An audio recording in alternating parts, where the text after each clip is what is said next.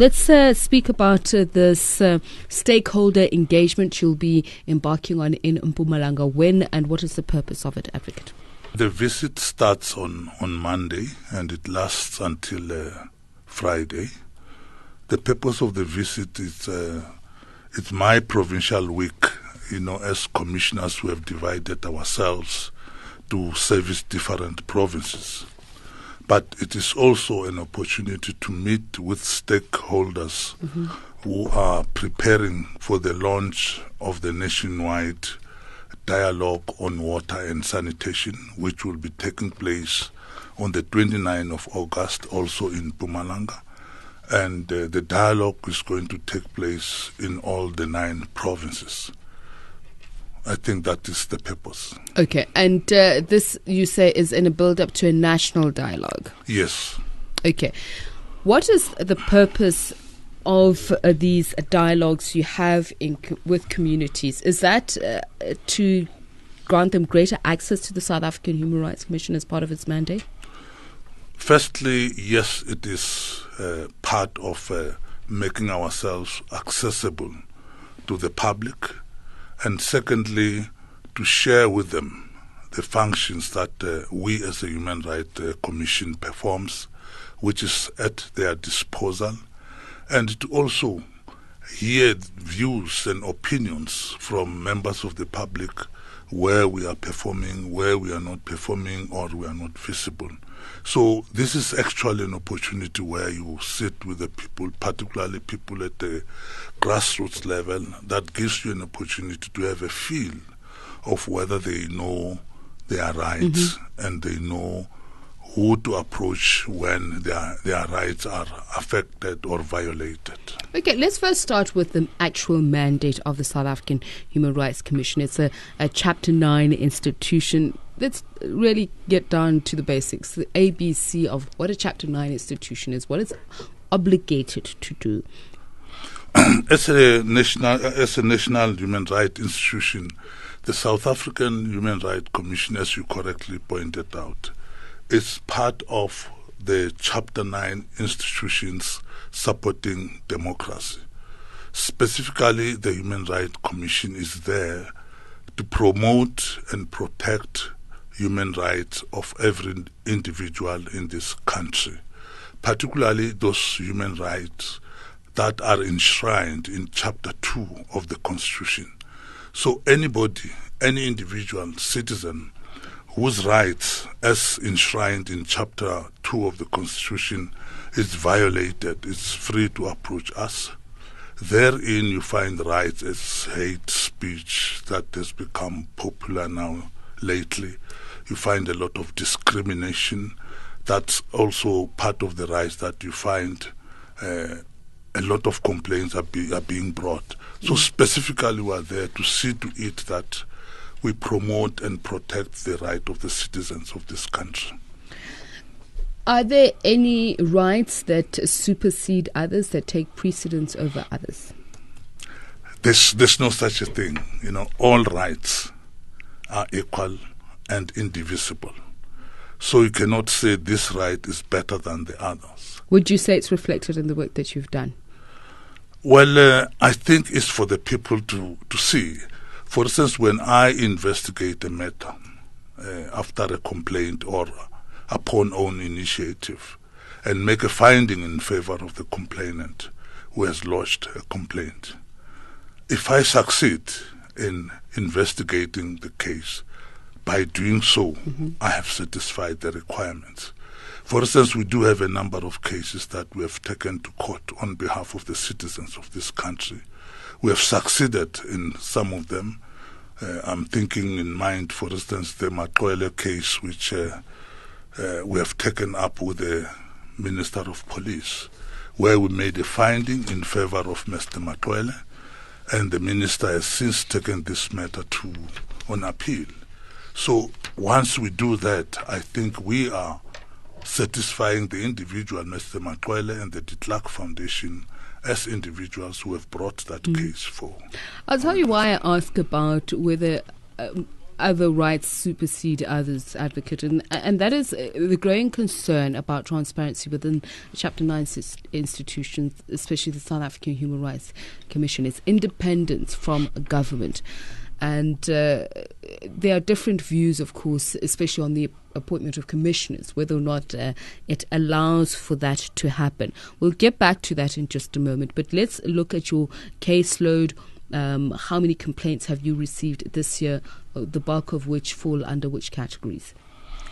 I may not be precise, but during our last quarterly review, because every quarter we review our work, I think by then we had received more than 3,000 complaints. And I think more than half of those complaints have since been completed, but I cannot be precise in terms of numbers. But the current trend borders on hate speech and discrimination. That is the side which is on the rise, particularly after the issue of the spear, as we know, and after the tweets that we have seen coming. So there's such a floodgate of complaints against people on the tweets and what have you, and that is on the increase. But how do you handle that, given that that is juxtaposed against the freedom of expression, especially when you come to the whole issue of the spear? Yes, I think that's why those cases are not easy to handle, because you have to balance a number of issues. And it is equally problematic, for instance, if you are to investigate complaints around the tweets and what have you, because it's difficult to trace the individuals. And having to balance freedom of expression vis-a-vis hate speech is not an easy matter.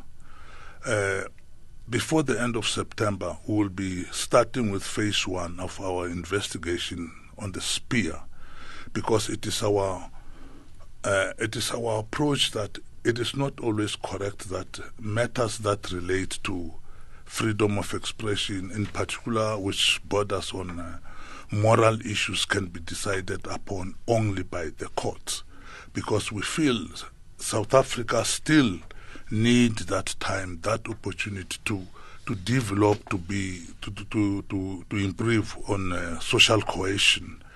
You see, when you go to court to look for who is right and who is wrong, whatever finding you make, you are not bringing the society together.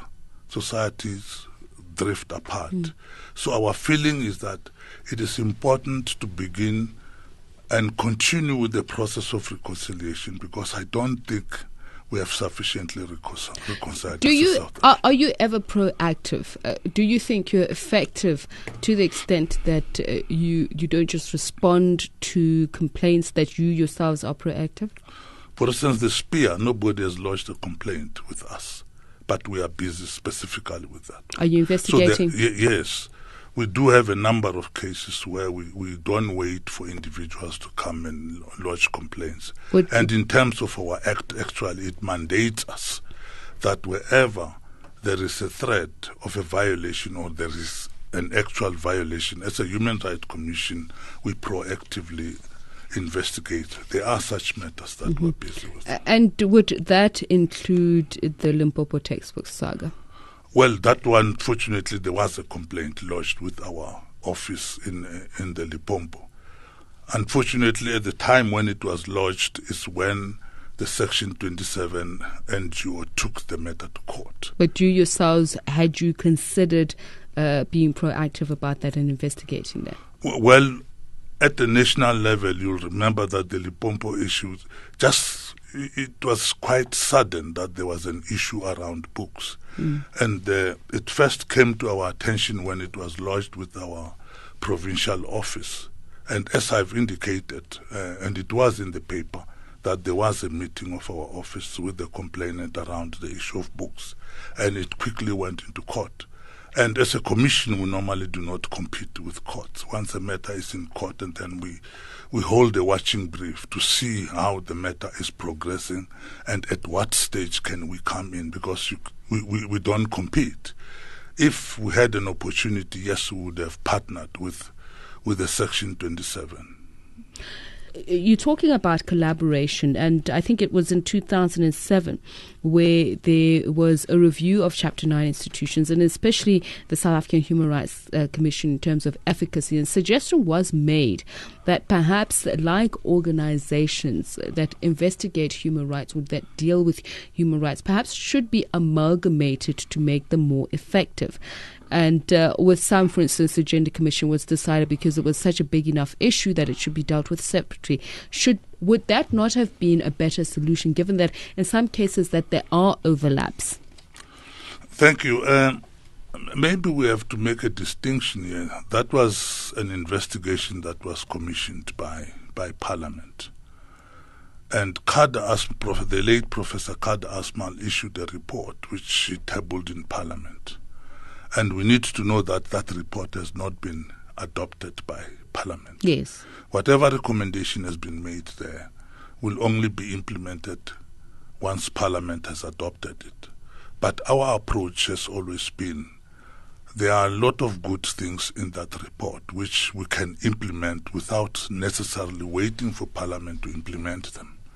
For instance, we have a forum of Chapter 9 institutions, which including even Chapter 10 institution where you have your Public Service Commission, where we sit and discuss the best way to collaborate with one another. The dialogue that I'm talking about, that will be launched on the 29th of August, for instance, and which will run through all our provinces. We have last week sent in that proposal to the Public Protector. As you know, the Public Protector is also busy with the service delivery on houses. And we felt that it would be important if they join us in this campaign. We have forwarded the program to them with a proposal that we both go there so that we look at these issues from both sides.